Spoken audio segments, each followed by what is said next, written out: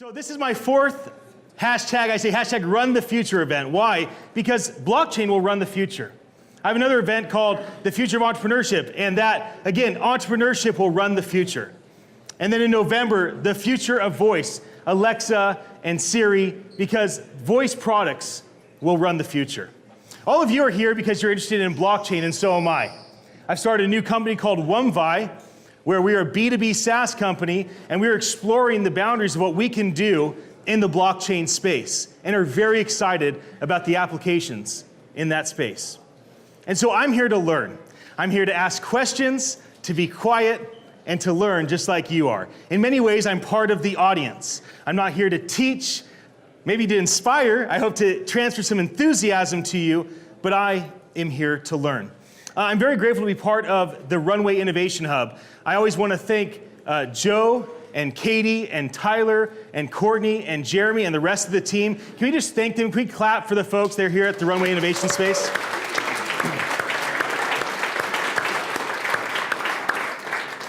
I will be thanking a lot of people tonight. First, let me set the stage for you of what's going to happen.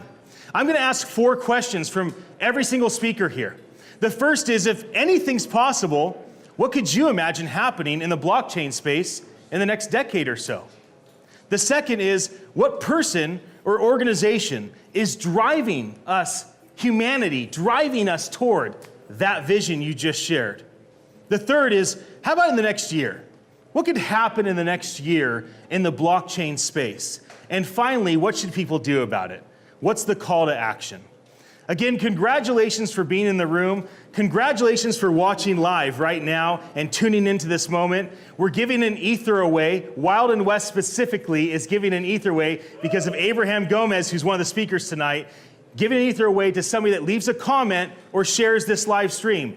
Everybody in this audience is participating in sharing this live stream, which is amazing. What is it like for everybody to come in one room and nobody's just a spectator?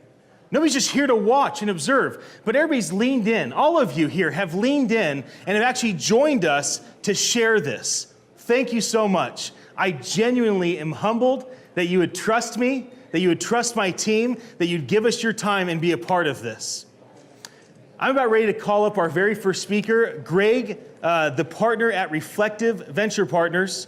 I've had an incredible time getting to know him and Steve and David and Shahan and Kevin and Renal and the rest of your team, Lee. Greg, please come on up.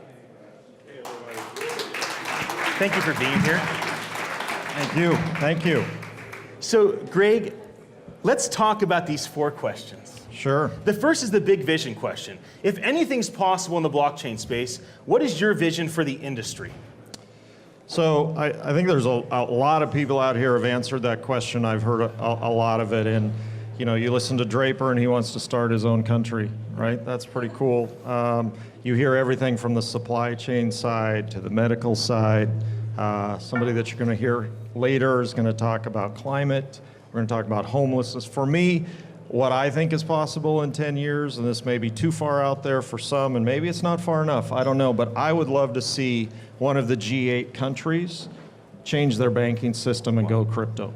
And the reason I say that is I think that's an ecosystem play, and I think that starts with the top, with if you can change the way that a country is banking, and I'm not talking about some of the countries that are already in the process of doing that right now, but I'm talking about the G8. Who knows if it's going to be G6 or G4 by then, the way things are going? I don't know. But I want to see them change, because when that happens, then the people are going to trust in something else besides the government. When that happens, the next step down is they're going to start building on that, developing, and the people will take back control. I love that. What person, organization, country, city is driving us toward that vision, in your opinion? Yeah, so that's another one, and I may spend a little more time on this one because I'm pretty passionate about this one. So there are a lot of people out there that we can admire. So obviously names like Vitalik comes up on the technology side, right? Like Joe Lubin on what he's doing at Consensus on the business side, and certainly on the legislative side. Then I think about influencers like Roger Ver and some of those guys that are doing it. For me, the person that I admire the most and who I think can take us to that is actually in this room right now.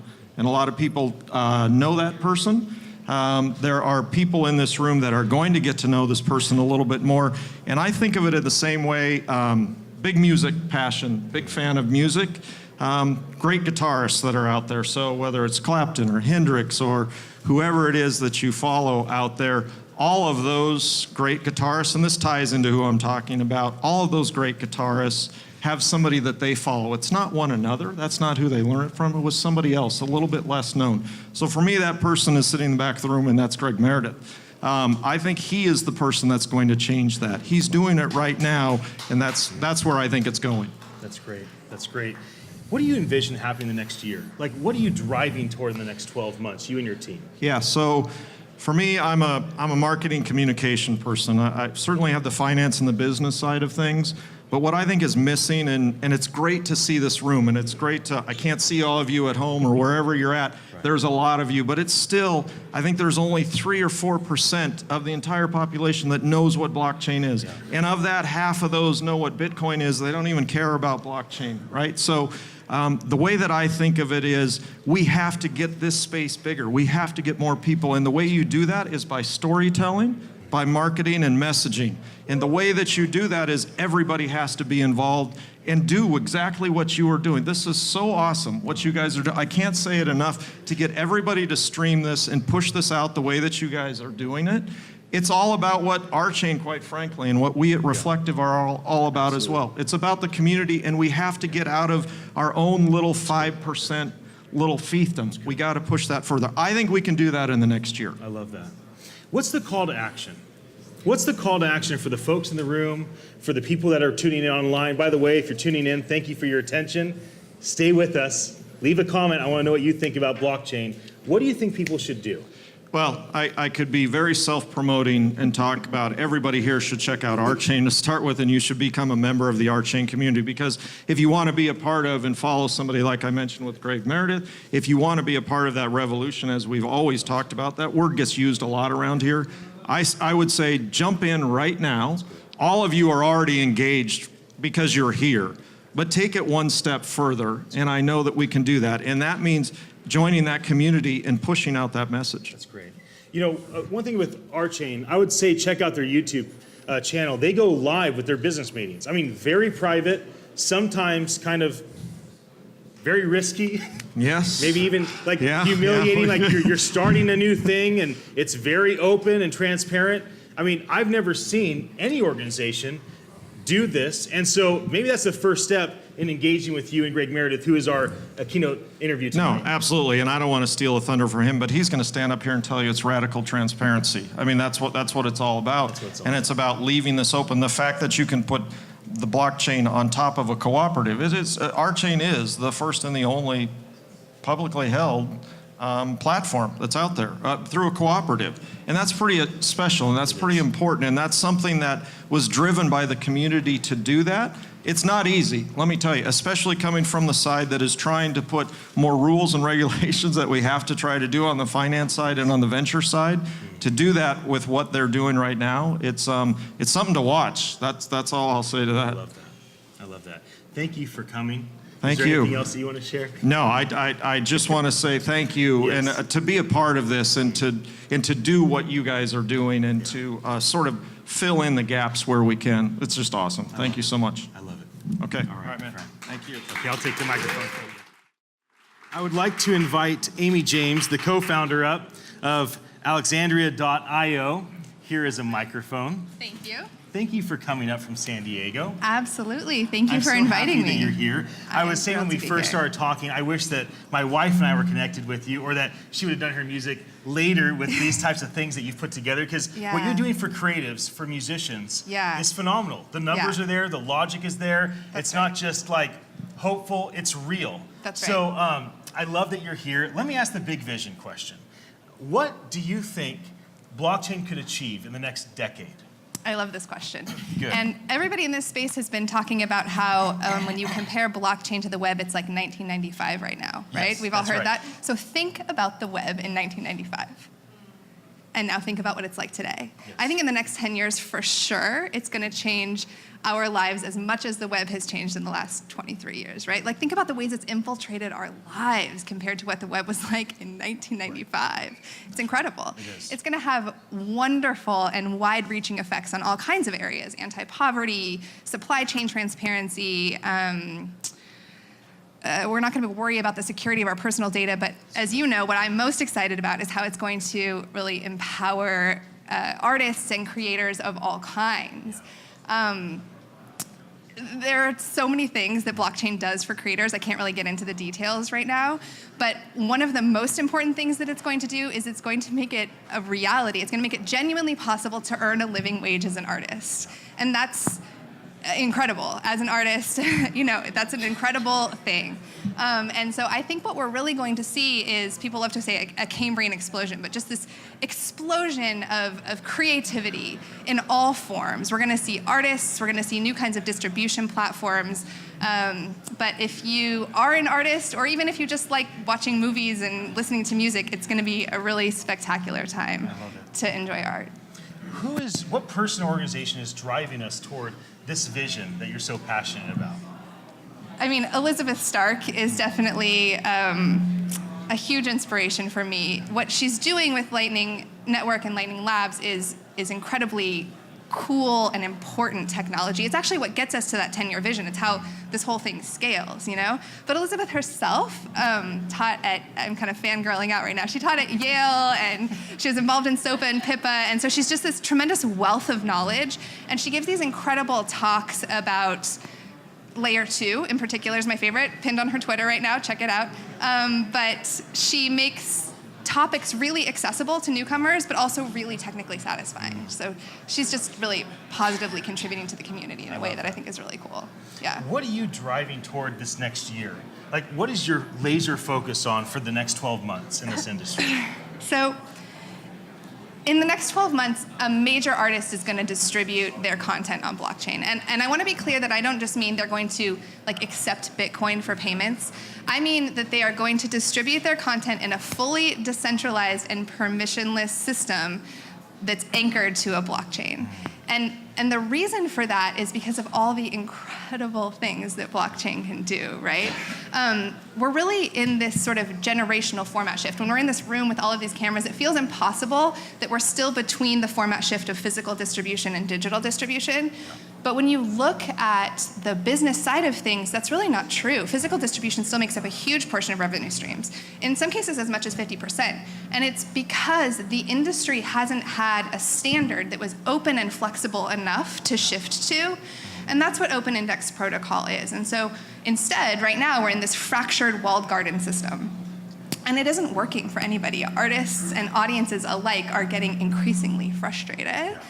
And blockchain is going to solve those problems. It's going to give creators direct control over their terms of distribution, over their pricing. It's going to let them monetize their social media channels directly. It's going to, sorry, I just had to move the mic.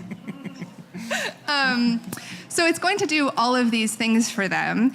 And so there's just really no doubt to me that some sort of trailblazing artist is going to step up and show us all how it's done. Because this is the moment where new visionary companies will rise and giants will fall based on how they react to this technology. I love that. Yeah. What's the call to action? What should the people in this room, what should the people watching online, what should they do based on what you've shared tonight? So I think that there is a misconception that to be involved in blockchain, you have to be technically minded or you have to be interested in finance. I think that blockchain needs all kinds of people and all kinds of talent. So I just really want to encourage you, if you're feeling like this is this weird thing that is uncomfortable, to just get involved. So if you don't own Bitcoin, or sorry, actually, if you do own Bitcoin, raise your hand.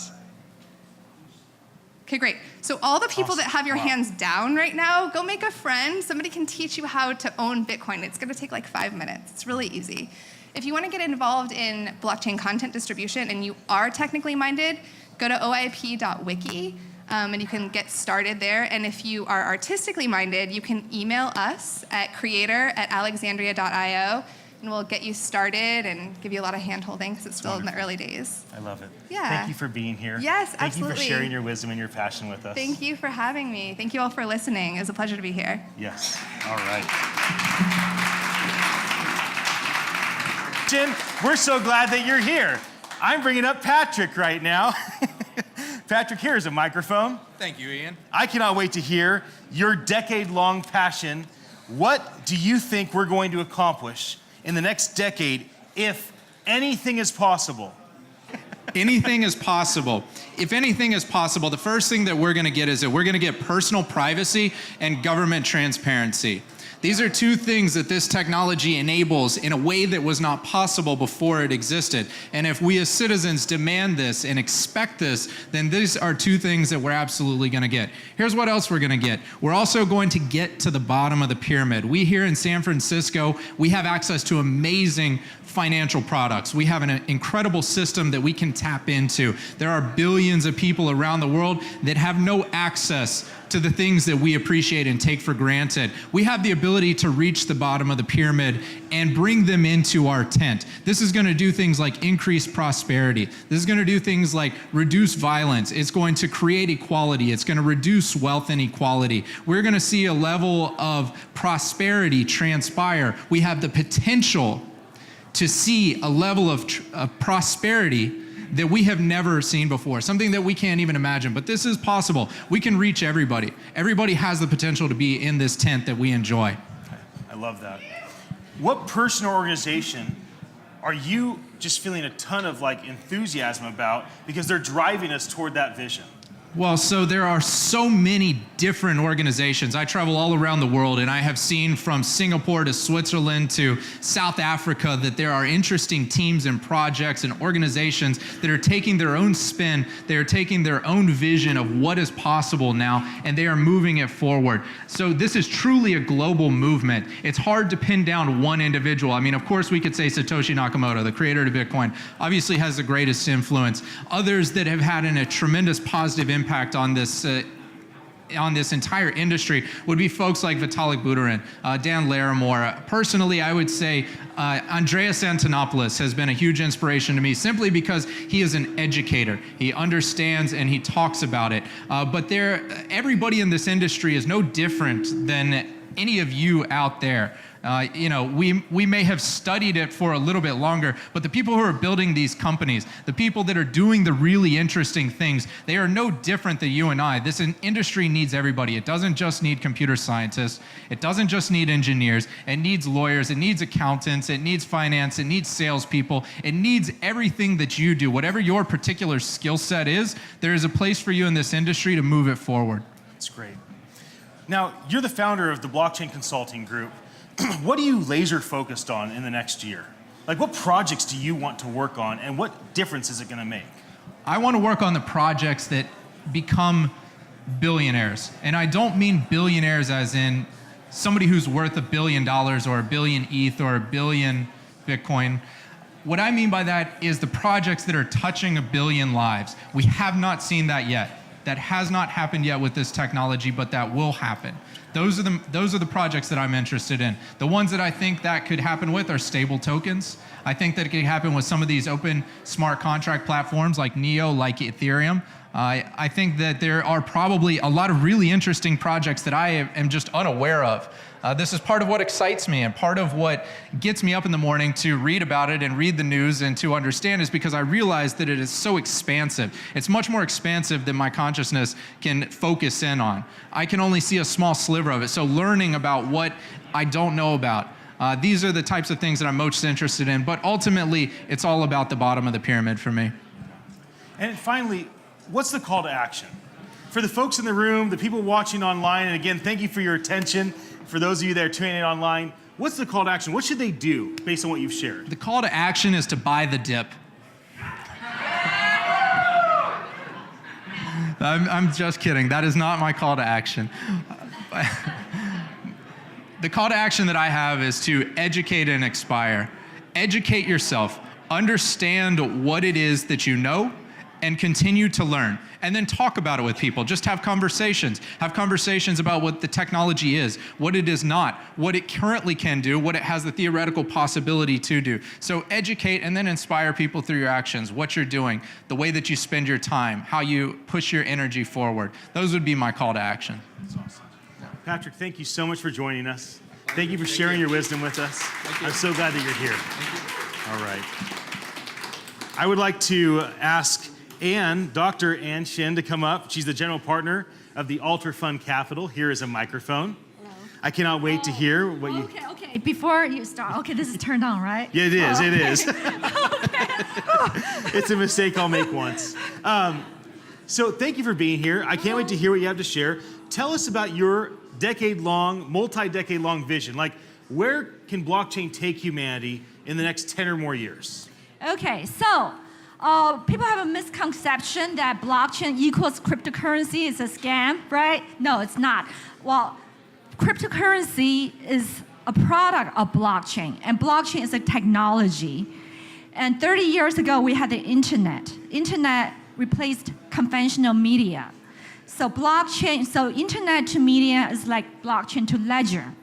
So blockchain is going to replace conventional ledger. And blockchain, it's a technology, therefore it's here to stay. And it is going to merge with every industry. Every industry is going to need it because it's non-hackable, it's secure, it's decentralized, and it's private. And the industries that are using it now mostly are machine learning, artificial intelligence, but it is going to merge with other industries, other technologies. Sooner or later, everybody needs to adopt this blockchain technology. Is going to be massively adopted. Therefore, not only blockchain is going to stay, I believe cryptocurrencies is also going to stay. That's great. What person or organization is driving us toward this vision that you're sharing with us? Well, recently, Bitcoin and Ethereum are classified as commodity instead of security. And hopefully one day, altcoin is going to be classified as commodity instead of security also. So because it's classified as commodity, I ignore SEC. Well, I can't say I ignore SEC, but SEC made a statement that ICOs are security, even though it's utility token, but that's a different story. Okay, that's ICO. ICO does not equal cryptocurrency. Cryptocurrency does not equal blockchain. So we're here to talk about blockchain cryptocurrency. It is classified as commodity. And recently, Commodity Futures Trade Commission Commissioner Benham, he made a statement that both blockchain and cryptocurrency is here to stay because it is apolitical, it is decentralized, and it's borderless. You can regulate it to some extent, but you cannot ban it, you cannot stop it, you cannot stop something that's like a shadow. It's not tangible because it's borderless, it's decentralized. So he says it's here to stay, but what's going to happen is that there's going to be more collaboration globally between governments, even though right now every government in the world is trying to ban it. It's a big threat to the Federal Reserve, to the government, its own currency. Every government is trying to ban it, but it's impossible to realize it. So there's going to be more collaboration on educating people, on monitoring the cryptocurrency world, and regulating the cryptocurrency world. That's great. What do you think is going to happen within the next year? Like, what are you looking forward to just in the next 12 months in this industry? Next year, as I mentioned earlier, right now, blockchain is massively being adopted by machine learning and artificial intelligence. And in the future, it's going to be more massively adopted by real estate, by education, maybe voting system, so it cannot be rigged. Voting system and surveys and business, Internet of Things, everything is going to be massively adopted.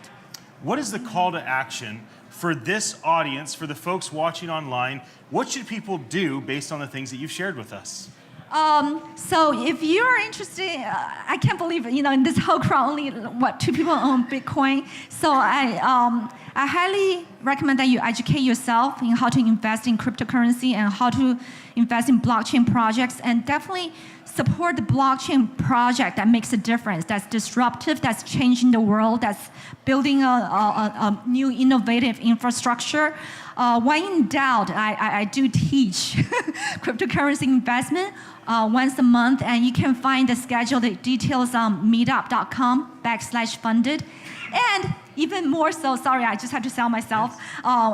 If it really in doubt, just invest with my cryptocurrency fund. All you need is 2 Ethereum to start with. It's ultrafund.vc. Love it.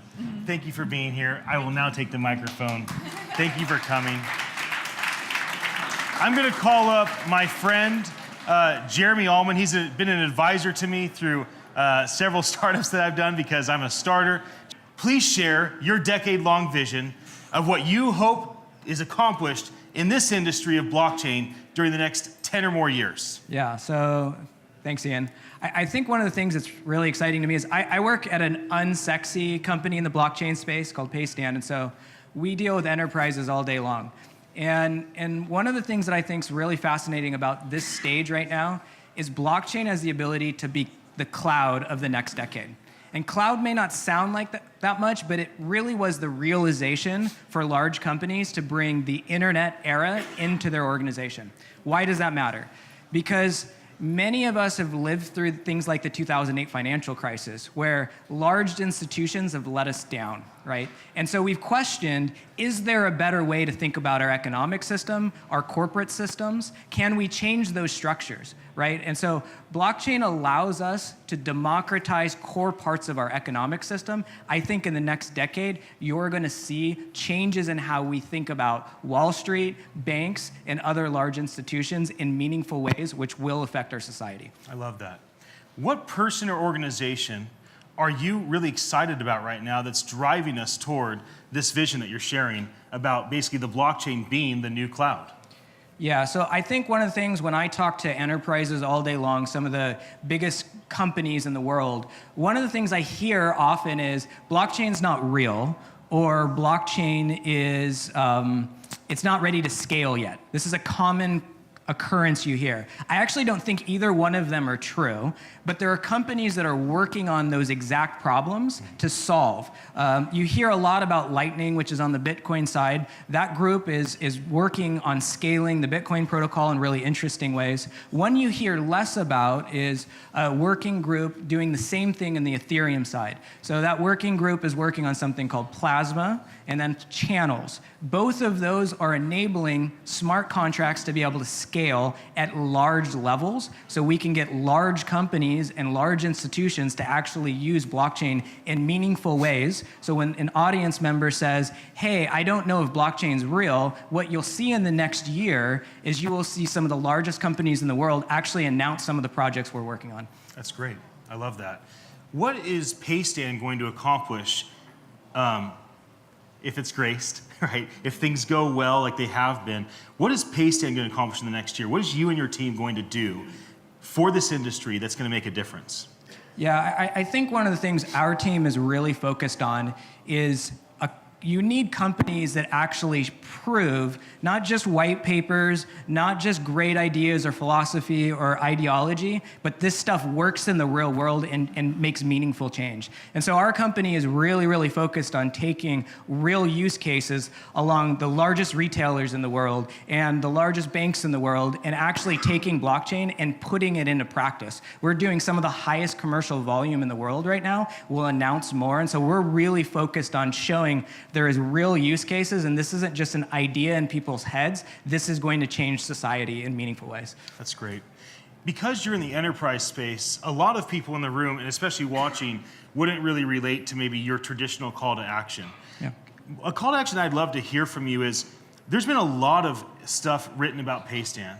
There's been a lot of things written about your space, that what you're doing. What is a piece of content, or maybe a couple pieces of content that you think are just worth people leaning into, that people should check out, you know, when they leave this room or when this live stream is done? Yeah, so we have a piece of content on our website that talks a lot about why the banking system is broken, where the fees, where the cost structure is, how it let us down, and why a more democratized banking structure will actually help reduce things like the 2008 financial crisis. So if you go to paystand.com/blog, you'll see a lot of real world use cases of blockchain in real institutions that'll help us reduce things like losing millions of houses in 2008 and 2009. And then I think more maybe to the traditional call to action you're talking about is what can you do at a real level? I would suggest anybody who's in this room or in the audience, if you are willing and able, you should go work at a blockchain company that's real, right? Some of us are scaling really fast. We want the smartest minds in the world. It doesn't matter if you're an engineer or otherwise. This is just like the internet was in the 90s. And so the people who started with working at internet companies in the 90s built the future that we know today. So you could work at a company like that and create the companies and the future of the next decade. So I encourage all of you to look at companies that aren't just scooter startups, bless their heart, go build something that's real and meaningful and help us change the world. I love that. Thank you for being really appreciate it. Before the next person comes up, Jeremy did not finish all of his time, and this is something I've always appreciated about you, Jeremy. The last time I heard you speak, you spoke for 15 seconds because the event was behind schedule, and you didn't feel like you had to be heard. And I just think it's awesome that you say what needs to be said, and all the speakers so far have stayed with time. I'm actually trying to catch up on time to make sure we end on time, right? But I just think it's amazing that you have this consistency, Jeremy, that you're not looking for a microphone. You didn't ask me if you could speak at the event. I begged you to come, and I just want to say thank you. Thank you for the way that you lead on the stage. I would like to invite Christina to come up. And you are a partner at a law firm. Here's a microphone for you. Thank you. And it's very interesting what I had found out about some of the things that you have accomplished in terms of in the blockchain space. I haven't met very many lawyers. David from Reflective Venture Partners, he's one that we interviewed earlier today on the pre-event. But I'd love for you to share your vision from being in the law space of like, what do you think is going to happen with the blockchain industry in the next decade? So I think two virtues of blockchain in this entire space are privacy and transparency. And I think they're things that attract myself, the team I work with at my law firm, and many of us in this room and online. But part of that is trust. And I think what's happened over the last year and a half is that institutions that impact everything we do, whether it's regulators or government or large corporations, don't know if they can trust this space. And that's not the fault of a majority of the actors in this space. There's some very innovative, creative things happening, but there's been a couple bad apples, and they've done things that have stuck out, and they're the ones that have sort of caught press attention and have troubled the average person up to government officials. And so what I want to see is all of us to be agents of trust. And whatever you're doing in the blockchain space, make the average person want to trust what you're doing and adopt your technology. Make a legislator understand what you're doing and build a bridge. And I think that that's what I see, is that if we do those things in the next couple of years, blockchain will become ubiquitous. And we will see the vision that many of us are talking about become a reality. Who's doing that really well? What person or organization do you really honor, like, wow, they're doing this really, really well? I don't know if it's a particular organization or institution, but there are some industry groups that have come together to try to communicate to regulators. And I think that's always a dirty word when you're having conversations about new industries. There was a big battle, someone mentioned the internet and its nascency. There was a big battle about regulating, and frankly, some bad regulation was had. But there are groups that are trying to lead the way to go to Sacramento or Washington, D.C., or go meet with EU Parliament and actually explain what's happening. And explain that some of these cryptocurrency companies that maybe were bad actors don't reflect the rest of us and don't reflect the rest of the industry. So I think if you can, someone mentioned early on storytelling. I'm a lawyer. Maybe I don't have like the sexiest storytelling to do, but I am able to work with my clients and tell people that my clients are being trustworthy and doing the right thing. And if that's how I can contribute, any of you can find a way to explain what you're doing and how it's trustworthy and how it's advancing the ball forward. That's great. In the next year, do you see your practice changing a lot, or do you see things, like have you hit a point where it's like, hey, we kind of found our niche? Like what happens for you in your law practice in the next year? So counter to what people might think a lawyer would say, I'm hoping there's a lot more clarity so that we're not shoehorning everybody into a certain regulatory space. Someone mentioned earlier the debate between, in the cryptocurrency space of blockchain, utility and security tokens. Fundamentally, we're trying to put square pegs into round holes right now. I'm hoping in the next 6 to 9 months we're not doing that anymore, and that there's better frameworks, whether it's here in the US or other places, so companies can actually thrive and not be laden down by regulations that might not make sense for them. And yes, that might put us out of a little bit of business as lawyers, but I would rather have those innovators be able to do what they're truly trying to do versus trying to apply onerous regulations that might not make sense for their business models. And frankly, most companies are trying to do things to find pain points and solve pain points for the average person. Right now, the regulatory space, it is holding that up just because of the uncertainty. That's great. And so what's the call to action? People that are tuning in online, again, thank you for your attention. People that are here, what is the call to action? What should they do? Someone referenced earlier trying to get the average person, your neighbor, your friend, to understand blockchain and sort of the totality of the space. And I think that right now we're sort of stuck in the average person's understanding of blockchain, not being the power of it, but just cryptocurrency. And yes, that is a large driving force in this space. But actually, being translators, I guess that's the best way I could put it, to the average person or whoever's in your circle that might not understand it. And for some of us, that circle's regulators. For some of us, it's customers. But translating this better so people aren't so scared of it. I mean, in this room, we may have a comfortability with it. Those tuning in might have a comfortability with it. There's so many people who think this sounds cool, they're just scared of it. And so how do we help people get over that? And that comes back to trust. Yeah, I love it. Thank you for being here. Thank you. So glad to have you share your vision. It's great to have somebody that actually represents law here, and you've done some great things. If somebody wants to get a hold of you and your firm, how do they do that? You can find us online at gamallp.com. Drop us a line, and we're happy to chat. I know this space is a little mystifying, so I'd like to demystify it. Great. Thank you so much.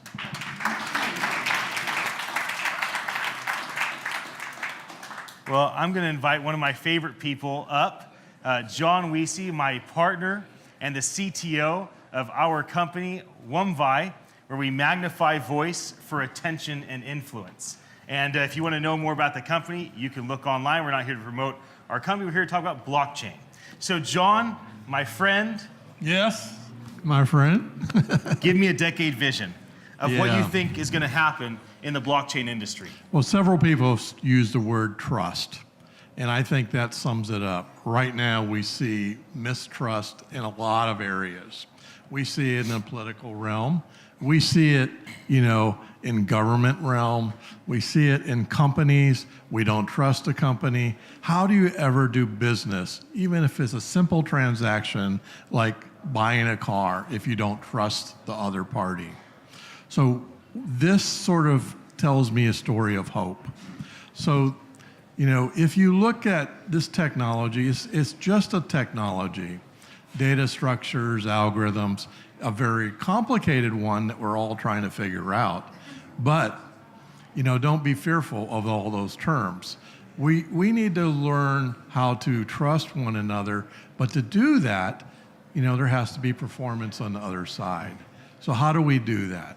Well, the blockchain gives us tools to be able to trust one another and show performance.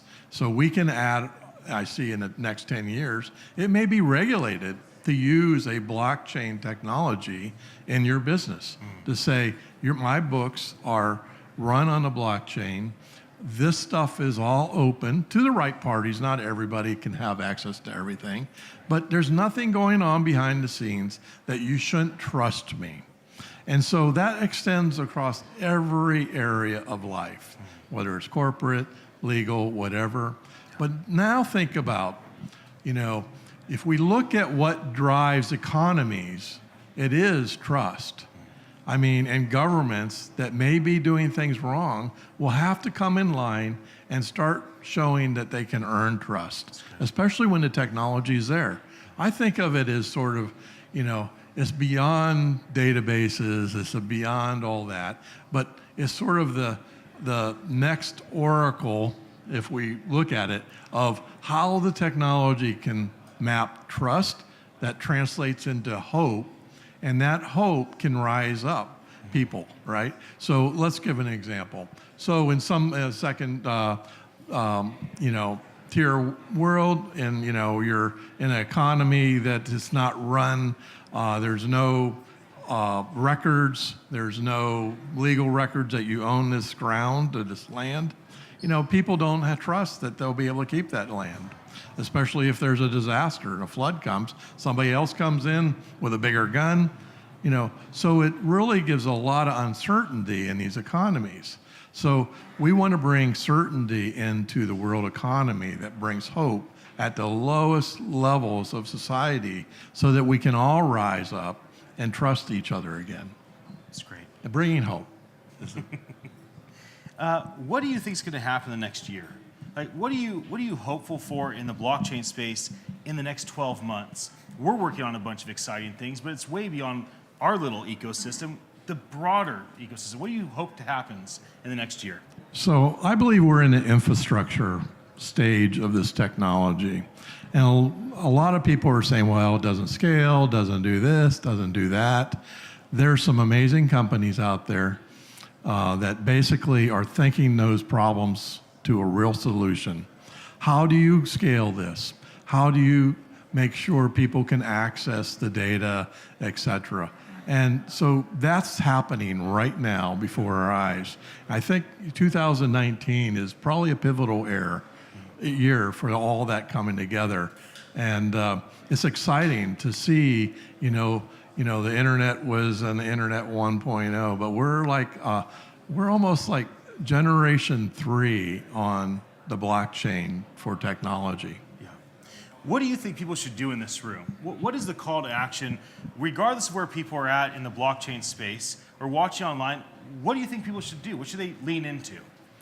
I think they need to sort of learn about the technology, but not worry about all the details. Engineers will do that. Unless you're an engineer, you'll have to learn all that stuff. But speak about technology that's going to give hope and trustworthiness to society in general. Because really, don't we want just hope for the whole world being able to sort of trust each other again? Because I see most of the time when there's conflicts, it's either somebody's really greedy and wants to be the top of the pyramid, or they don't trust each other, so they never work out their situation. It can be a business situation. It could be even a conversation about things.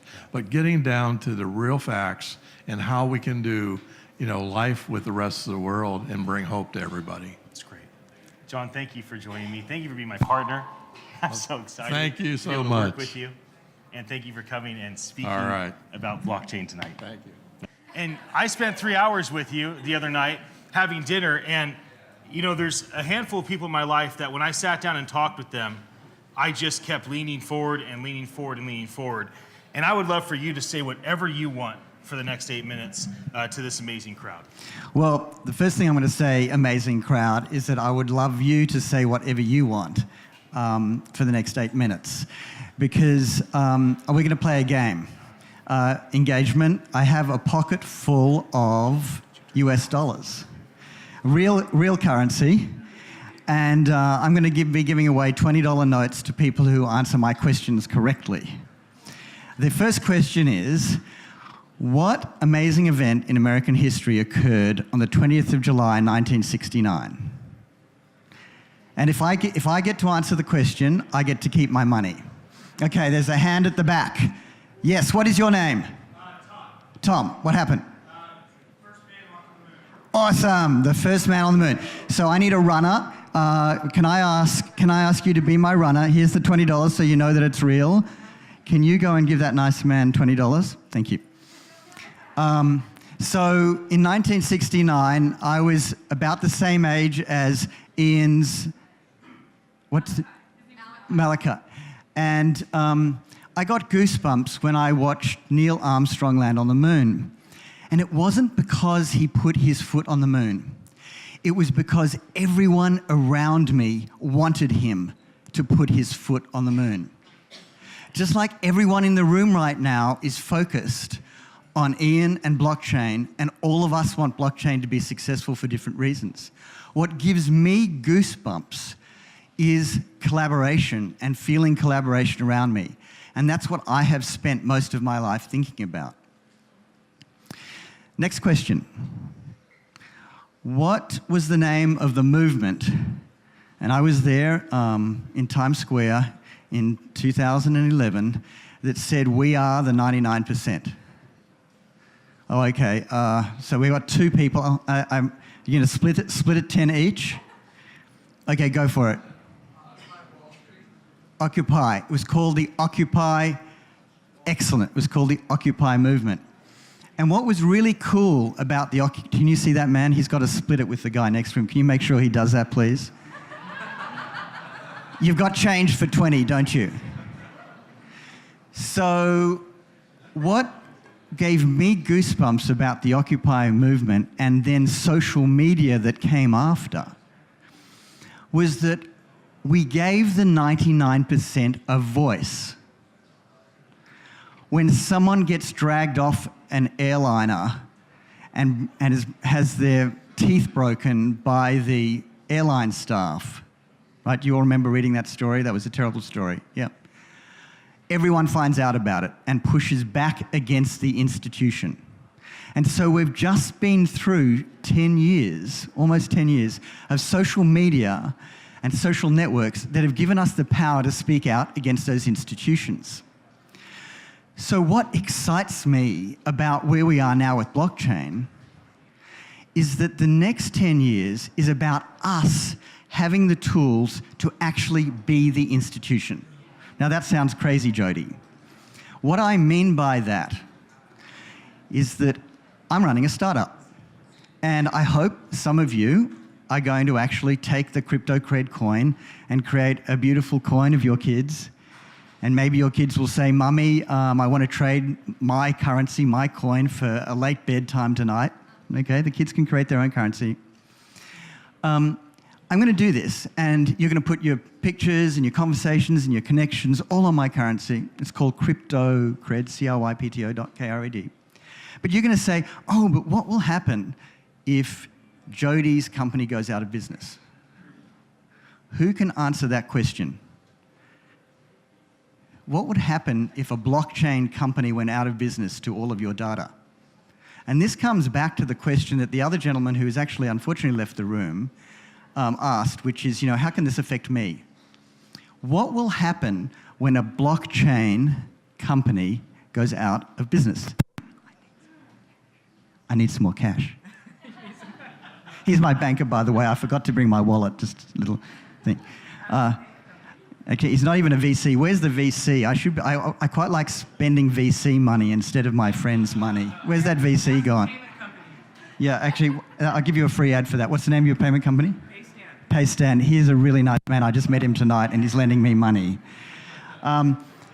Okay, so what happens when a blockchain company goes out of business? What happens to your data? Anyone? Come on, guys. Nothing. Why does nothing happen? It's distributed. It's everywhere and nowhere. It's on 50,000 servers. And so what blockchain is going to do for me as a startup, and every one of you who wants to create a startup, it's going to give you persistence. It's going to give you the sort of authority that institutions have. The reason I put my money in Citibank is because they have authority, they have persistence. I believe they will be around for a long time. The reason I will give my data to a blockchain company is because whether they stay in business or not, I know that the things that I've shared with them are actually going to be safe. And that's really awesome. And so that actually comes back to the last thing that I wanted to talk to you guys about, which is my life's work, and that's about collaboration. And that's about, as humans, I think we are 50% selfish and 50% generous. We've all seen that in our kids, in our friends, in our parents. And I think we need tools to make us or to help us grow in that generous side. But what's really interesting is that very often it's the selfish part of us. It's the currency that sometimes makes us more generous. And I think that we've seen currencies create communities.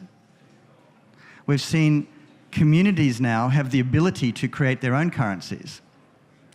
And what I want to see this year, I would like to see blockchain and cryptocurrencies move from speculation to real applications that people can use. And so what we're, thank you. Real applications that people can use. And that's not speculation. All you speculators, probably all the dudes at the back who are talking, you're all speculators, right? This is boring for you because, what happened to Ethereum today? Or BTC? Went up. I didn't want you to tell me. You're a nice man. I wanted one of the dudes at the back to tell me. Off to Las Vegas, speculators, because this year we really want to see real applications. And I was just in New York, and I need to keep giving away this money. Who knows who Nouriel Roubini is? Nouriel Roubini, someone at the back. Okay, here we go. Who is Nouriel Roubini? Nobel Prize economist. And what was he famous for? I'll give you a clue, something about the GFC. Will you give that to that nice lady, please? So he was famous for predicting the GFC. Nouriel Roubini is sort of Mr. Doom and Gloom, and I just heard him debate in New York, and he sort of killed all of the Bitcoin people with their stars in their eyes. And he said basically that, he said the same thing that congressman from California said in Congress recently, which was crypto is crap. Yes, your congressman said crypto is crap this year, which was amazing. We should all get in the bus and go and visit him. He's from Orange County. Anyway, so Roubini also said, I don't want a wallet or a pocket full of different currencies, because they're useless to me. I just want US dollars. In fact, that's what the congressman said as well. I just want US dollars. And you're all excited because I'm giving away US dollars, right? But here's the thing. Roubini said, I wouldn't know which currency to spend if I had a pocket full of hundreds of different currencies. It would be impossible. And I'd have an exchange problem, wouldn't I? But this dude, Roubini, Mr. Roubini, wherever you are, I hope you're listening, you forgot that we all have smartphones. Mr. Roubini, you forgot we have a smartphone.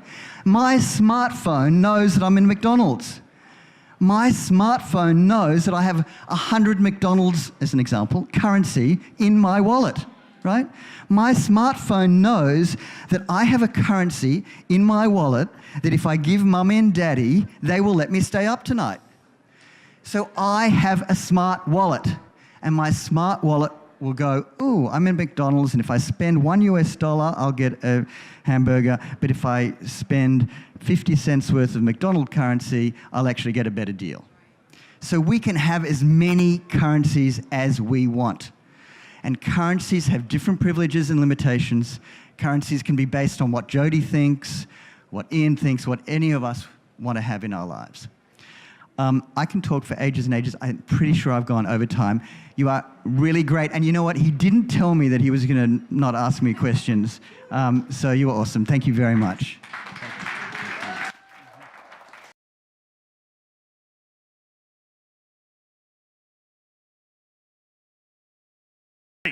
I have 1 minute to give you guys a quick update. First of all, we need to fill up all these seats. Somebody in one of these seats is going to be picked by Abraham Gomez from Wild West to be given an ether. It's worth $440. It could be a $440 mistake to stand back there when you could be sitting up here. There's about 10, 15 seats left. Please come up and fill the seats so we can give this ether away to somebody. Number 2, so Abraham, thank you for coming to give ether. I'm gonna call you up in just a moment. Oh, not yet, not yet. Number 2, I want to thank our sponsors, okay? So, and again, Sean, just call out when we're going live and when I have 10 seconds. I want to thank Jody Rich from People Browser and CryptoCred for sponsoring this.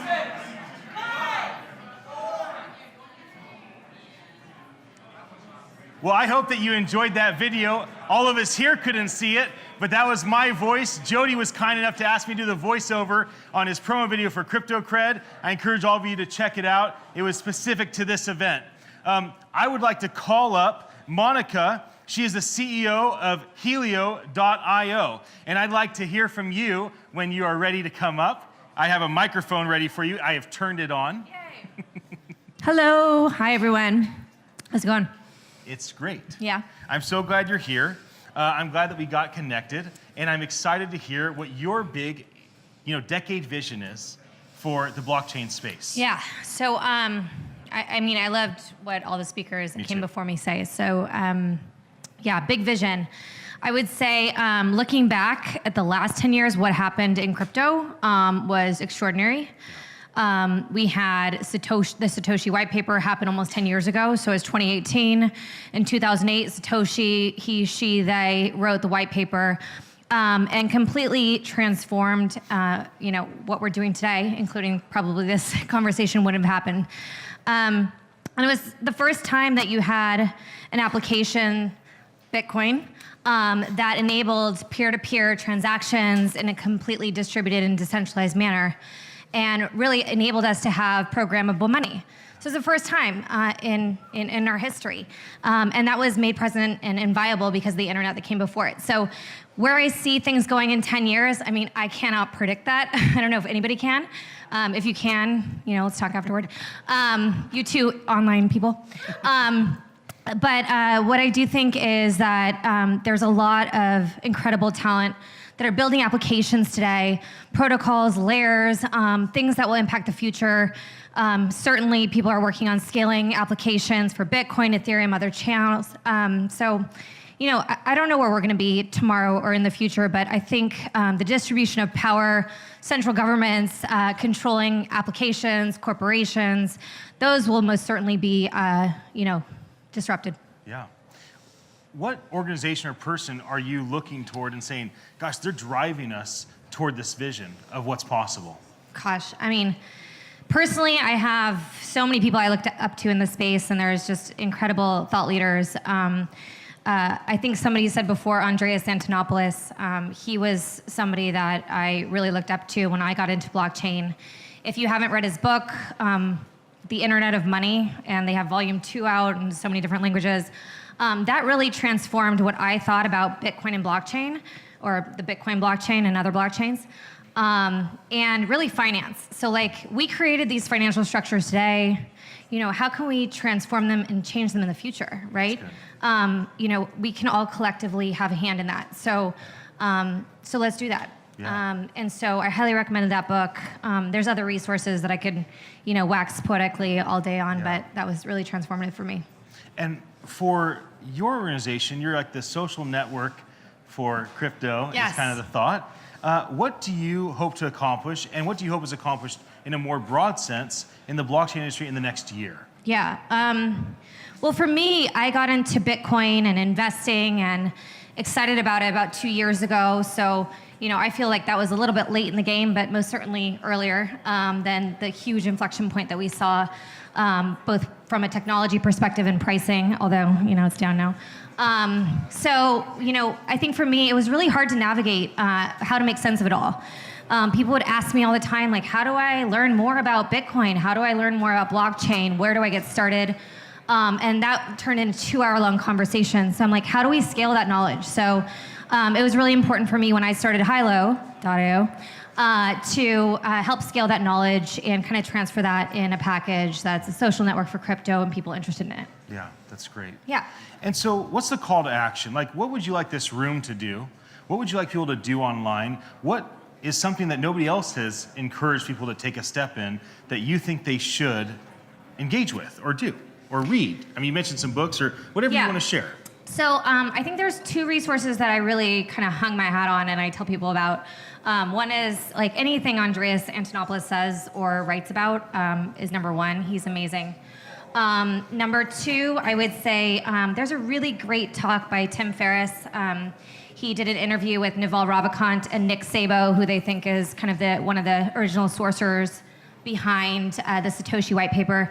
That's a great interview. So check that out. It's a podcast.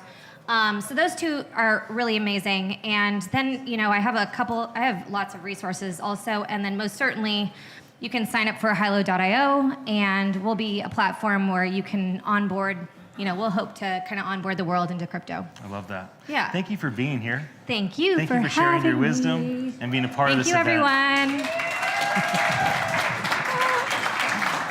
Thank you.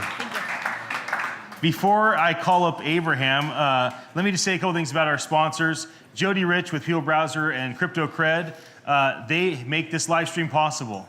The folks at the Reflective Venture Partners and R-Chain, they made this whole room possible. So I want to thank those two organizations. Can we thank them together? I also want to thank Steeped Coffee, my friend Josh Wilbur. I think they're going to give away 1,000 bags of this coffee tonight. They took care of all of our beverages this evening, keeping you hydrated. They also are going to give away 100 bags of coffee to one person in this room that's interested in having them provide coffee to your corporation. And finally, I want to thank Wild and West. Abraham, why don't you come on up?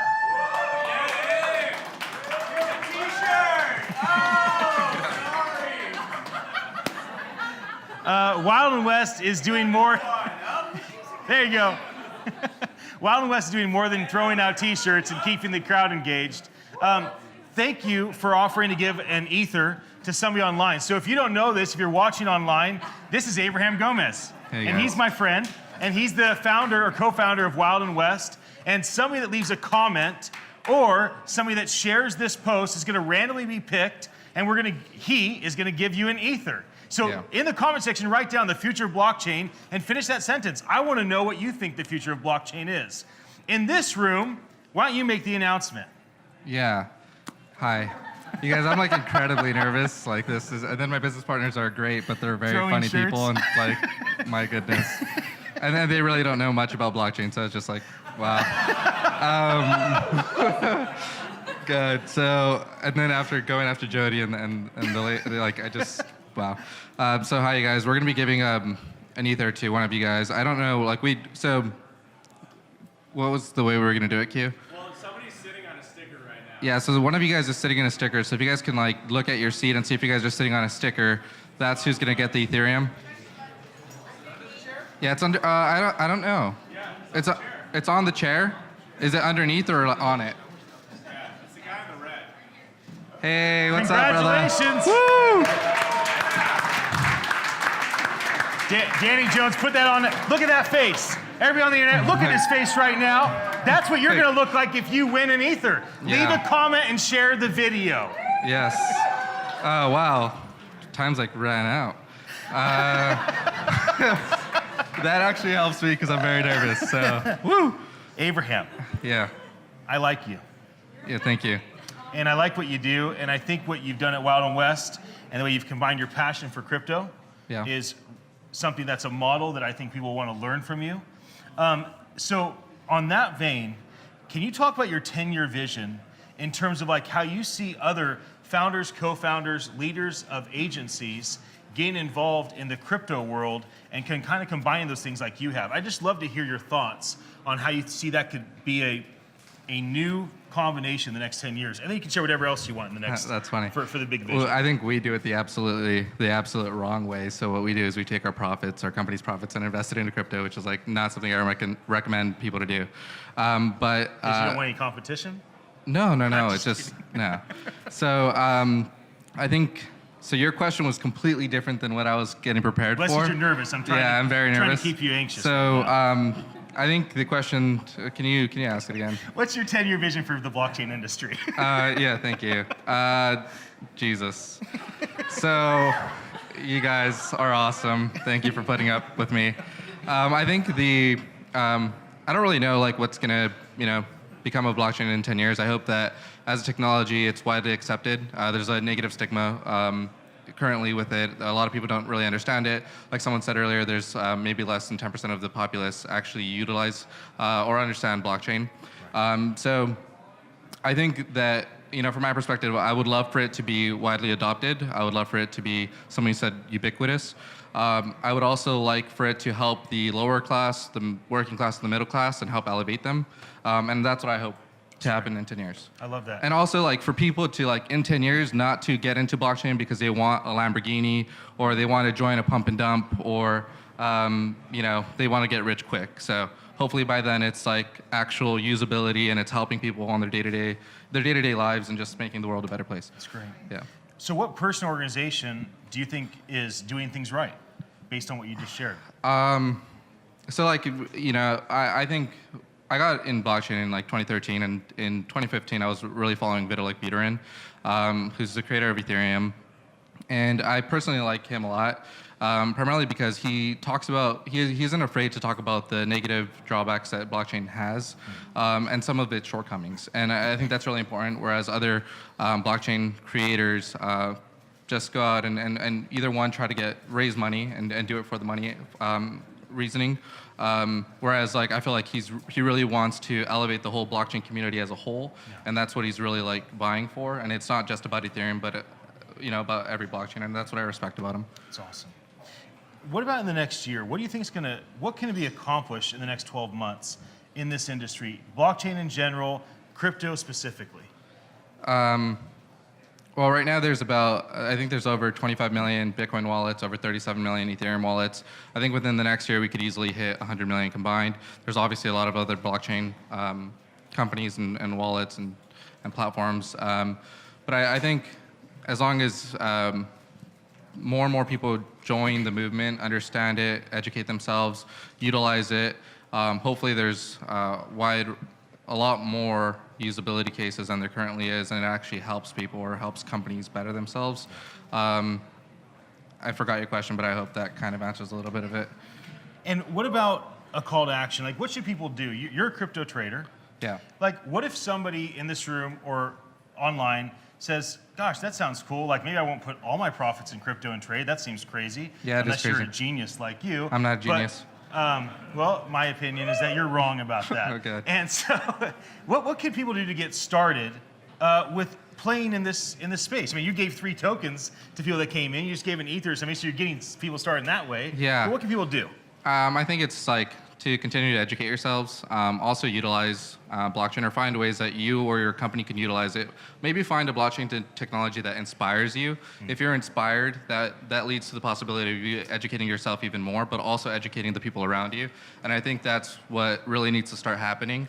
And if that happens, like, this technology could lead to great things, but also just generally make the world a better place. And I think that's what really everyone in their core wants to happen. So, yeah. I'm out of time, you guys. Thank you. Bye. Thanks, Abraham. I would like to call up Anne. Anne, please come on up. I could say many things about Anne that I've learned. I'm amazed that you were able to come and be a part of this. Thank you for being here. CNN called you the mother of startups.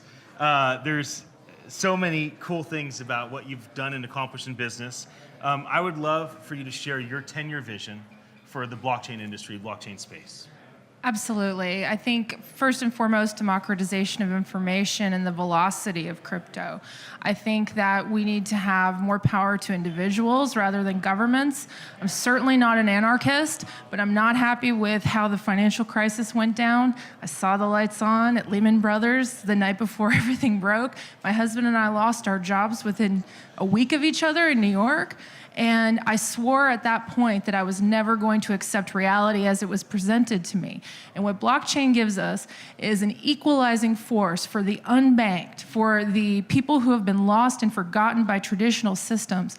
And this is an opportunity unlike any we've ever seen. And I've only lived through one .com boom and bust. I can't even imagine where we're heading, but I know it's going to be a great I said it right the first time. Yeah, you did. We're gonna basically see equalizing forces to those that traditional systems have forgotten. Yeah. What organization or person do you think really gets it and is doing things right? I think this is going to be a surprise answer, hopefully, and a good one, is actually Dennis Kucinich.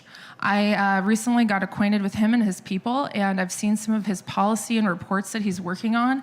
I saw him years ago speak at the Democratic National Convention, and he said something that grabbed me and changed my life as well, which was that poverty is a weapon of mass destruction. And he sees and is a visionary on the policy side, and I think could be a good bridge between everything. And the research and the policy making that he's doing is actually really impressive. It's not polarizing, it's bridge building, which is exactly what we need on the policy side right now. I love that. How about in the next year? What do you think could be accomplished in the next year? Because you're sharing big vision, right? Alleviating poverty.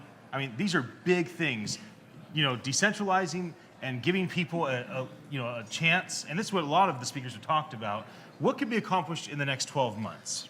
I think the first thing I would personally would like to see is that for every country, like looking at you, India and China, quit pretending you're banning it. You're not.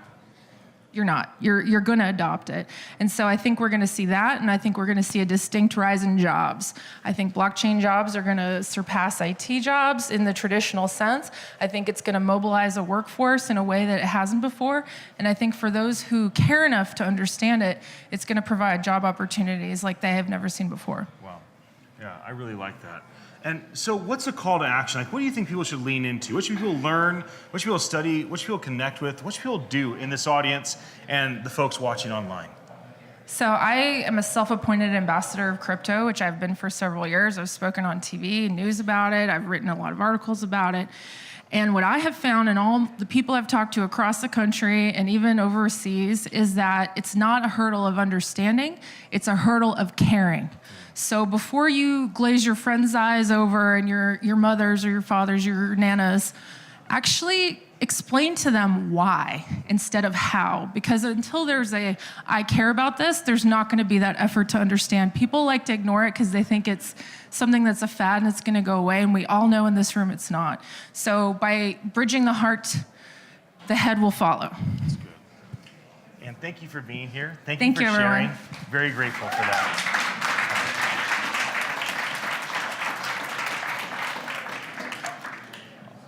Joe, come on up, my friend. Joe Vasquez, my friend, and the co-director of the Runway Innovation Hub. Here is a microphone. Let's thank Runway again. Let's thank Joe for hosting us. Absolutely. Thank you for coming.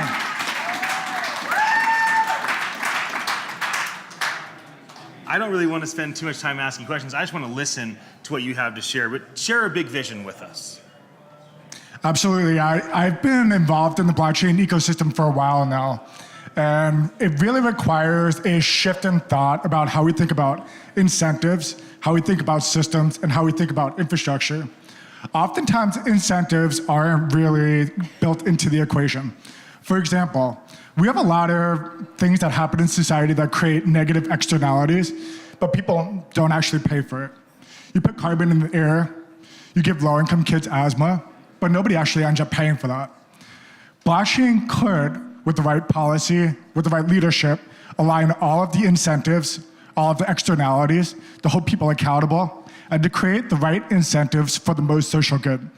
I'm excited to see what we can do collectively because it does require a community. So thank you for coming here. I'm really excited to share this space with you and to have this conversation tonight. Yes. So who's doing it well? Like, what person or organization gets it and is doing things well that you think about, talk about, and want to share with everybody about? What do I want to share with everyone? Sorry. Who do you honor that's doing this well? What person or organization is doing a good job right now that you want to talk about? Quite a different question than what you gave us before. This one right here.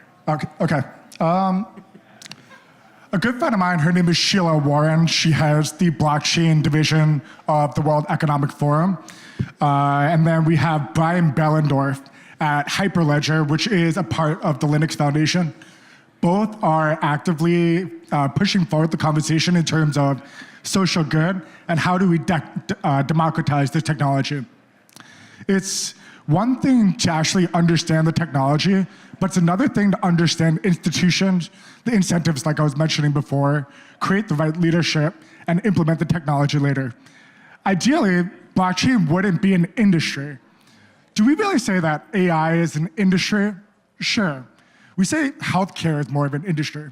Blockchain is a tool like some people were talking about before. So how can we build blockchain in and create great user experiences with the right institutions, the right leadership in mind to actually solve meaningful problems? That's good. What could happen in the next year within the blockchain tool industry, whatever? What could happen in the next year? So I do think that we are getting a lot more mainstream awareness around blockchain. We are going to see a significant fallout in terms of companies that are not creating meaningful and valuable products. A lot of people took advantage of the craze. A lot of people invested in white papers that had really no meat on the bones behind it. I think we're going to see a lot of those companies fall out, not get funding for follow-on rounds. We're going to see the true players that have been working in this space for a long time with the right values who actually care about creating an impact.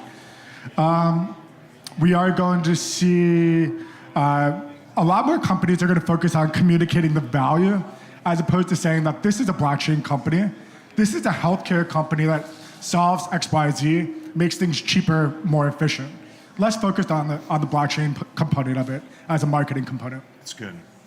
What's a call to action? Like maybe you could talk about the blockchain prize. Yeah. And that could be the call to action. I'd love for all of you here and those watching online to understand what you're putting together with the blockchain prize. Absolutely. Thank you for bringing that up. Yes. We are creating a nonprofit called the Blockchain Prize, or blockchainprize.org, to incentivize a global competition to leverage blockchain technology to solve critical problems, mostly focused on the global south, the communities that are less often thought about, and the communities that need the most help.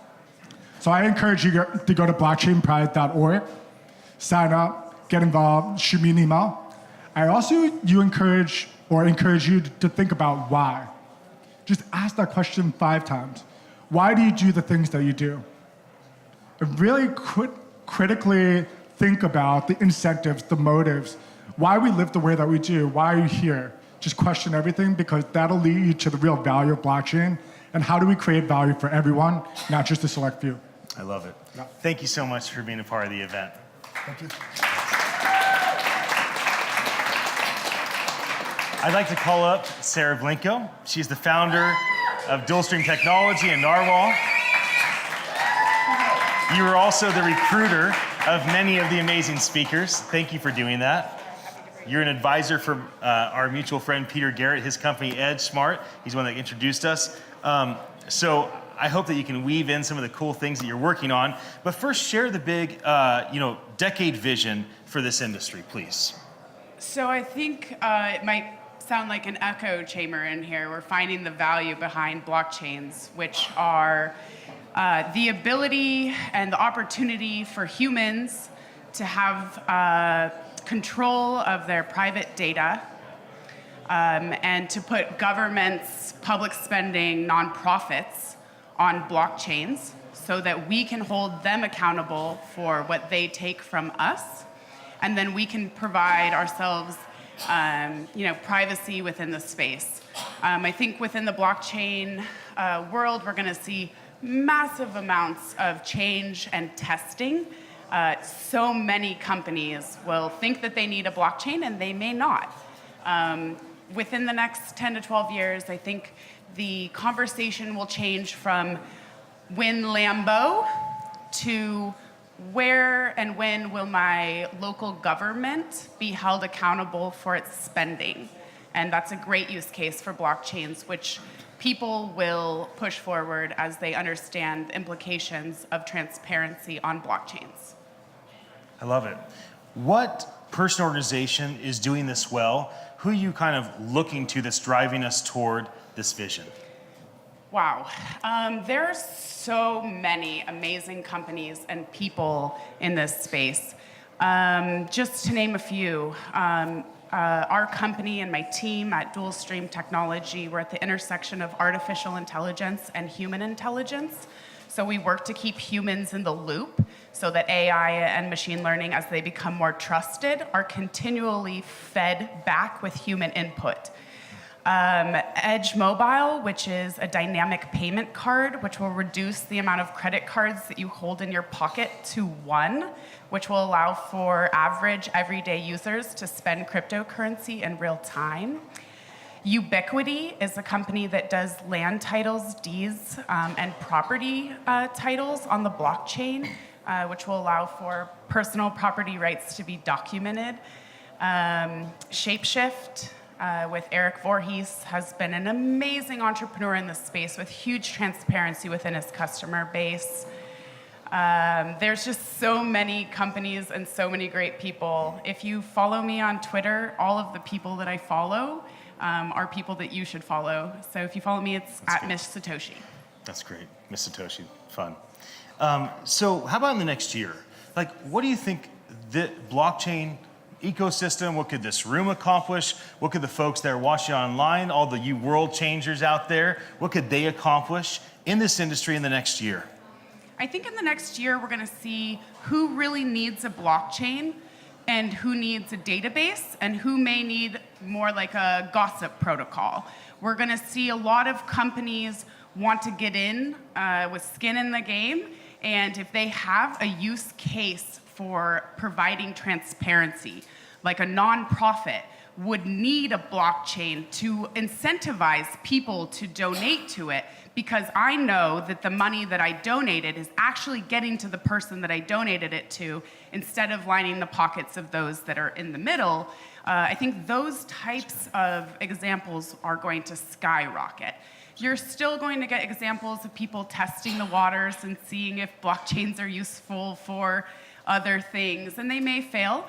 And each entrepreneur, each person should look at those and learn from what was a failed entity and move forward with that. That's great. You're involved in so many different organizations. What is something that people in this room and watching, by the way, for those watching, thanks for your attention. We're glad that you tuned in. Stay with us, you'll learn a lot. What can people do based on what you've shared? Like, what's the call to action? I think the main lesson that I've learned in the last few years of being in blockchain, I got in really early, 2011, when it was just developers, and I would show up at meetups and they were like, "What are you doing here? You are bothering us." Remember, remember to stay curious. Don't be scared to say that you don't know the answer. Ask the questions which other people aren't. What is your real world use case? How will this affect my mother or my grandmother? Those questions need to be asked to the developers that are building the system so they understand where the real world is. My main thing within this whole technology, blockchain industry of transparency is continually be curious. Do not think that because your token is up or your portfolio is up, that you're a genius. All people look like geniuses in bull markets. Really just niche in, and I think the main thing that you can take out of it is, what do you want to see in the world? And find that, and then find the projects that push that forward. Yeah. Thank you so much for being Thank here, you guys. being part of this event. I'm going to call up Greg in just a moment, and before I do that, I want to share what my vision is. I want to answer my own questions. Is that all right with everybody? Can I answer my own questions? And then what I'm going to do with Greg is like what I did with Jody. I'm just going to hand you the microphone for 8 minutes and let you do the final keynote talk. When I spoke with Greg about the questions, he's like, "No, don't tell me the questions. I like to just wing it." So that's as much winging it as I can give you, Greg, is let you say whatever you want. I was at a meetup with Greg Meredith, and I was tracking, and then he got really deep on math, and then I kind of lost it, and then he went on vision, and I was like all in again. So I can't wait to hear what you have to share. But before I hand you the microphone, let me share my answer to my own questions. I think that blockchain is going to be the most significant tool, technology, industry, whatever you want to call it, that humanity has ever seen. Because it is our first opportunity for a person to person or organization to organization to make agreements, be held accountable without brokers, without governments, without middlemen, and be able to have a third-party authentication, it is going to completely change the world. I could talk about all these different stories of what I think is going to unfold in the next 10 years, and that's the final thing I'm going to do before I hand it off to Greg to try to spark him to go full-blown vision for us. In terms of who I look up to, who I'm learning from all the speakers. I'm learning from people like Jeremy Allman, who actually has real application. It's not just hype. He's actually doing something in the blockchain industry. I'm looking from my friends at the Reflective Partner Ventures and the different companies that they are investing in and the things I'm learning that they are teaching me. I'm learning from Greg and the folks at OurChain.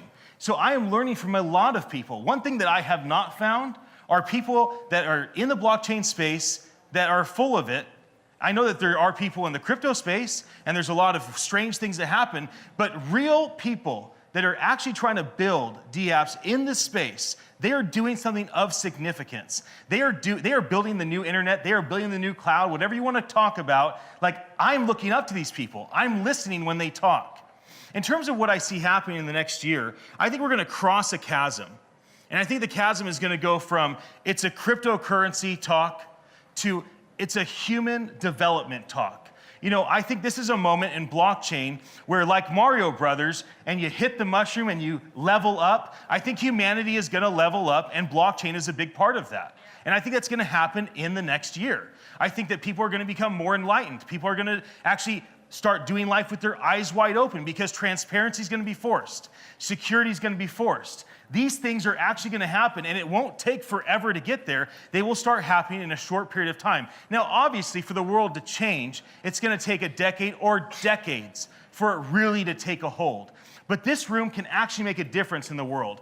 This room can transform the world by being involved in this industry. You watching online, first of all, leave a comment and share this video before it's too late so you can win an Ether. Second, you can change the world. You can do it right now by getting involved in this industry right now. These people up here, if you don't know what to do in blockchain, there are 14 people that are speaking. These people, you can connect with them, you can listen to what they have to say on social, you can go to events that they're speaking at, you can apply for jobs. Most of these folks are actually hiring. And that is my call to action. Do something about this. Don't be the person that 10 years from now thinks to themselves, man, I was listening to all those people tell me the future, and I didn't do anything about it. Okay, when's the best time to plant a tree? Today. When's the best time to get involved with blockchain or crypto? It's today. If you're not involved, now is the time to do it. If you don't do it today, do it tomorrow. Like, this is the chance. Let me talk about big vision. I want everybody to lean in. Everybody listen to me. Listen to me. No, stop talking and listen to what I have to say. Because this is important. Okay, this is important. Shh. Listen to what I have to say. I'm going to share a vision with you of where the future is going. Now, I could be wrong, but I think that I'm right, and I think you should listen, and I think I will inspire you to build better technology, to build better teams, and to do things faster and with more authority and with more confidence. Confidence is my superpower. I'm not a technical guy.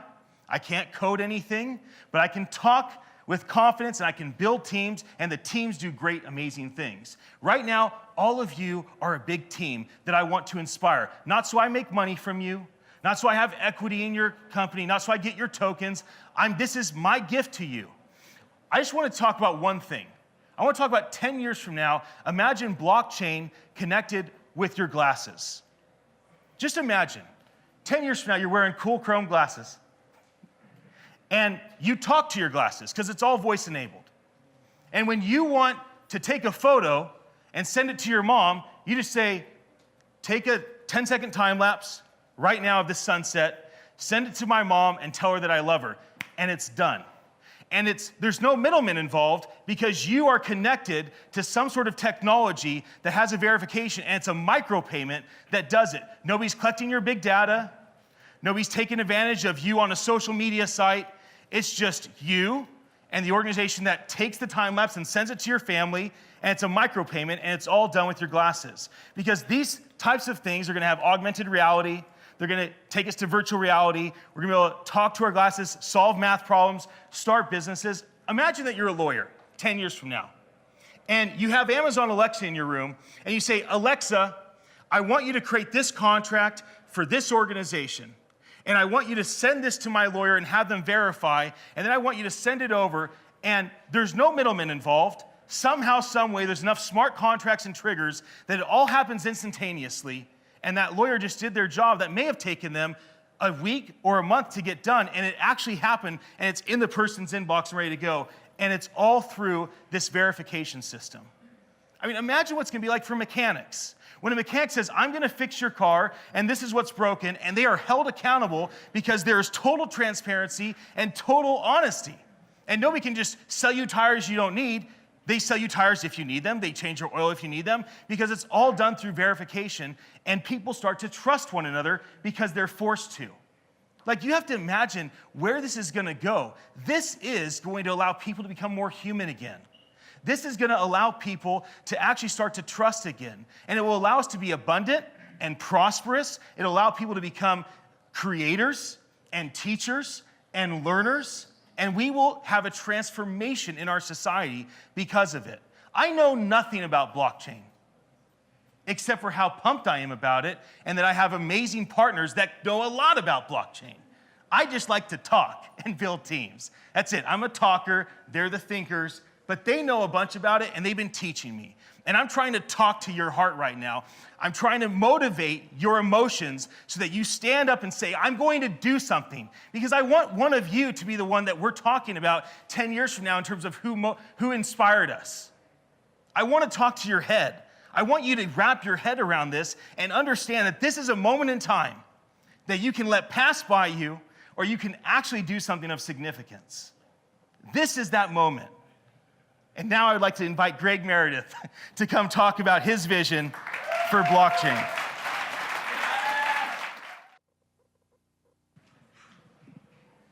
Well, first of all, I want to thank you, Ian, for putting this together, and thank you to each and every one of you who came out and gave up your Tuesday night for a blockchain event. That's pretty amazing. It's very humbling, and I really appreciate the time and energy. And the first thing I want to do is to invite everyone to just take a moment and connect with that feeling of life in your left hand. Whatever that means for you. Just take one brief moment and just connect with the feeling of life in your left hand. And I want to recognize that as a part of doing that there are lots of technologies that we have yet to tap into. Technologies that have to do with how we organize our attention. Right? A lot of what we're going to need to do in the next several years is being able to coordinate amongst each other at a kind of pace and agility that we don't normally work with. And in order to be able to do that, we're going to have to tap into a lot of different technologies. And part of that is just being able to occupy this instrument as best we possibly can, because I've noticed, and I think maybe many people have noticed, that when we occupy this instrument as best we can, something mysterious happens, and we begin to be able to occupy this instrument in a better way.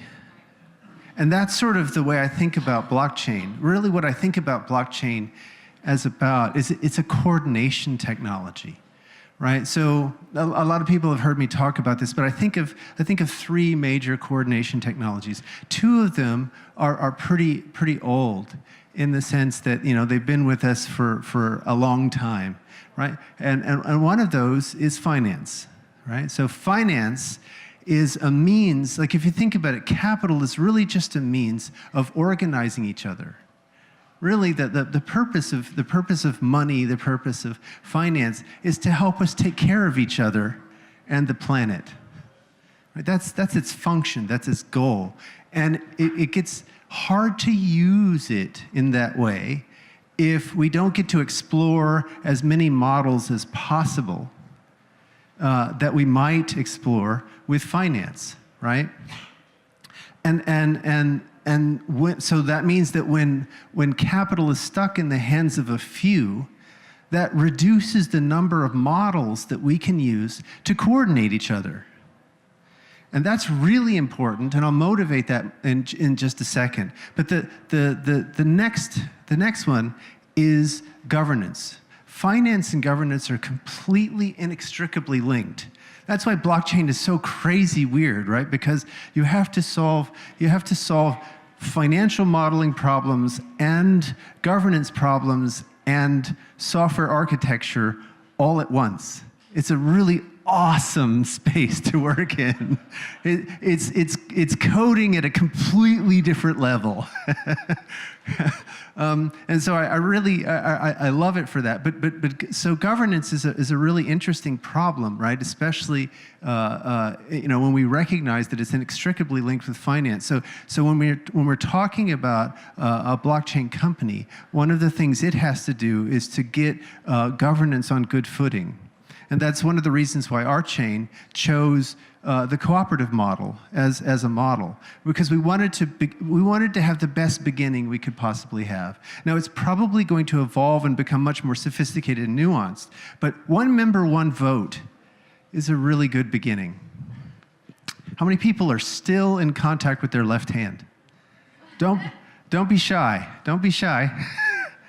Yeah, it's an interesting attentional thing, like to begin to realize how often our attention kind of goes like this. But if we can stay in contact with this while we're in contact with this, something else becomes possible.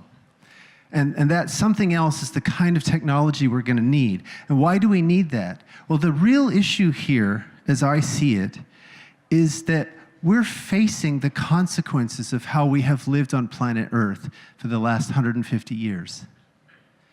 So I don't know if anyone read it recently, but the news is broke that the Antarctic ice cap is melting at 3 times the rate than people had originally thought. So, about a year ago, a well-respected public figure scientist, Neil deGrasse Tyson, was pointing out the kind of thing that we're talking about on CNN. Right? The issue is that in the next several years, we're going to have to move all our coastal cities inland by about 20 miles, or we have a real problem. Now, let's link that to another news event, right? So let's just think about the Syrian refugee crisis. It's just one region, and what it's done in terms of the US being able to handle refugees, Europe being able to handle refugees. It's overwhelming those systems. Now think about it in terms of all of the coastal cities on this planet. It's going to be a madhouse. Stop and think about that for a minute. It's going to be utter chaos unless we figure out how to coordinate with each other. We're going to have to coordinate with each other in a way that we have never coordinated with each other before. So it's kind of cool, right? Because at the very moment that we need a new kind of coordinating technology, something shows up on the horizon, right? So the blockchain technology shows up at the moment when we have to make a level up. Because if we don't, we're looking at a very, very serious situation. I'm not joking, and most of the scientists on the planet aren't joking either, right? This is a make or break moment for us, and we need a new kind of coordinating technology. And the blockchain helps us reboot the financial technology sector, right? It brings us into a new way of being able to craft financial solutions. And that allows us to begin to expand, reimagine our understanding of finance as a way of taking care of each other and the planet. I remember, to touch in on another one of Ian's questions. I remember I was in London at the first Ethereum DevCon. I was sitting in the tube, hanging out with Vlad Zamfir, who's one of the Ethereum Foundation researchers and one of the principal drivers of the Casper protocol, and another fellow, and they were just riffing on state channel algorithms. And I was just astounded. I was so delighted. Why? Because here were a couple of 20-somethings who were thinking about finance and finance as a tool to craft coordination strategies in a way that I had never seen people do. And those are the people that I'm most inspired by. The 20-somethings and even the teens who are recognizing that if we don't step up and solve the problem, nobody's going to. I remember also thinking what I was like at 20 and how full of ennui I was. I was full of, this is too hard to solve. And I was so inspired by these 20-somethings, by Vitalik and Vlad and by characters like my son, who recently designed a chip to help accelerate blockchain calculations at the ripe old age of 14. That's the group that I'm most inspired by, and that's the group that I'm working for. Right? That's the group that I most want to serve, because we're handing the situation over to them.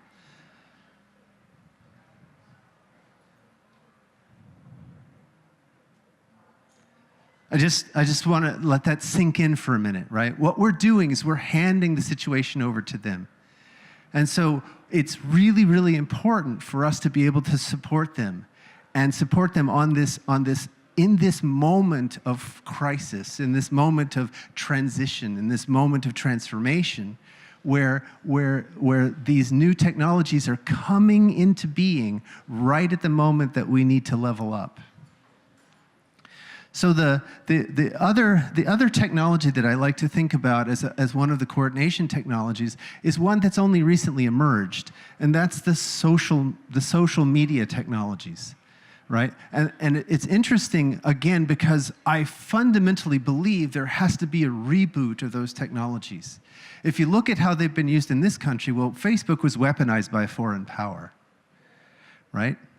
And there was a giant pendulum swing. I don't know if you've noticed it. There's been a giant pendulum swing at Facebook in terms of a kind of near draconian response to that. Right? And that's not what that's not the kind of way we need to be able to utilize these ultimately very, very powerful media, right?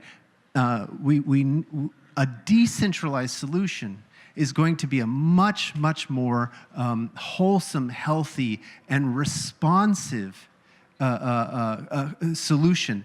And again, it's a part of beginning to tap into a collective intelligence, right? I was really inspired by your discussion, right? Because you spoke about collaboration. I mean, and what it takes to get into this collaborative mood, right? It's in this collaborative space, right? It's something that all of us, like from the moment we pick up the U.S. Constitution, we have a sense of it, right? Every democracy puts a stake in the ground and says the wisdom of the collective is greater than the wisdom of any individual. So this is not some woo-woo idea, right? This is something that is baked in to the fabric of modern society in much of the world. So we do know that the collective intelligence is a real thing. And we're going to have to be able to tap into it. We need groups that can turn on a dime, like our best athletes. We need groups that can think with the expansiveness greater than Einstein, right? Or greater than Schrodinger, right? We need groups that have the compassion of the Buddha, right? Because that's the kind of situation we're up against right now. And that's the kind of situation that we're handing to our children. So that's why I've spent the last 30 years kind of piecing together the bits and pieces that have gone into our chain. So building it from the bedrock of a revision of fundamental foundational mathematics. step by step to a revision of software architecture, to a revision of governance architecture, right? So as Ian mentioned, our chain has baked into it some fundamental principles. One is radical inclusion. All are welcome. In some sense, we're building an ark, right? And we need to make sure that anybody who wants on the ark can get in. The other thing the other principle that is baked into our chain is radical transparency. That's why we conduct our meetings on YouTube, right? We open our books up and we show our membership on YouTube what's in the books. If there are issues that the dev team is wrestling with, that's discussed on YouTube. Every Wednesday, 11 a.m. Pacific time, and you're all welcome. You're all included, right? So if I was going to talk about a call to action, one of the things I would say was, come join the co-op, come participate, but more importantly, turn to someone next to you. First ask, hey, do you still have a left hand? Connect, right? Create that space that we need in order to be able to face what's coming. With that, I'm going to turn it over, and thanks again to everyone.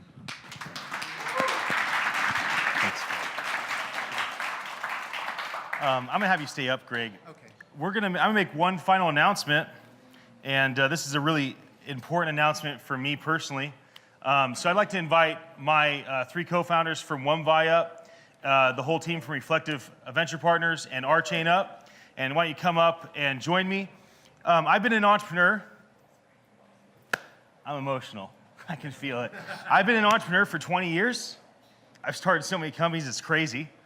And I'm the guy that starts, and if I don't leave fast enough, they kick me out. I'm that guy.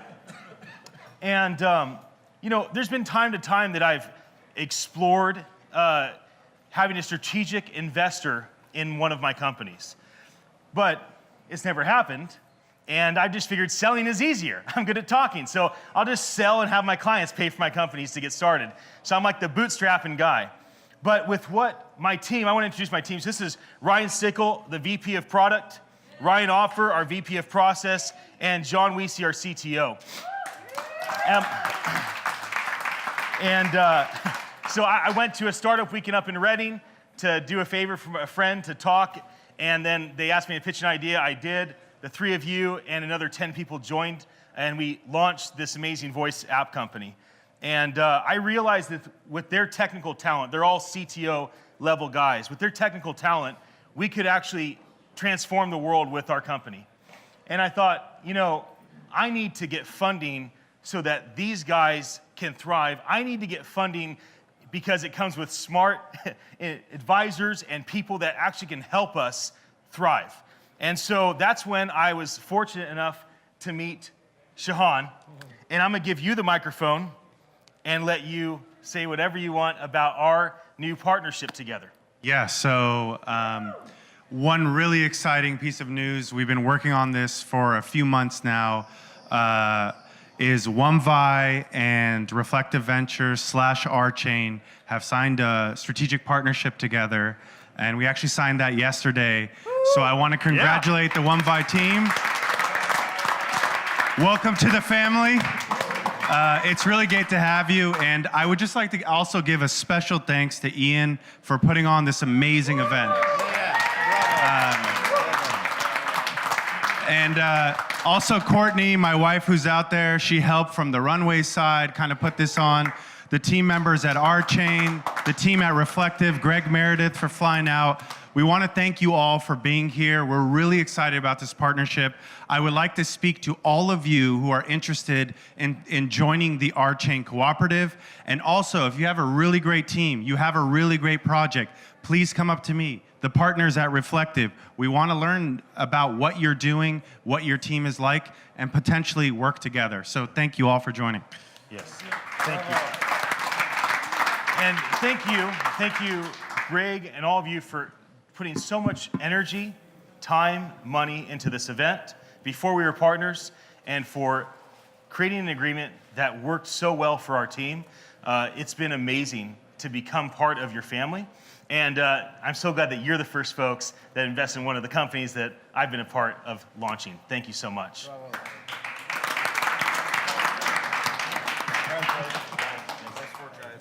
Thanks, Greg. Thank you. All right, everybody.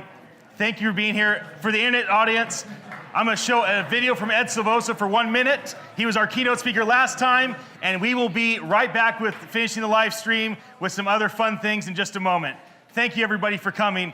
Ride the hoverboard. It's a special discount right now. It's $100 off. They'll be out of stock probably after this live stream. It's an amazing product I've been able to be a part of. Go give Steeped Coffee your business card and win 100 of these bags. And share the live stream and comment right now. Win an ether, baby. Run that video.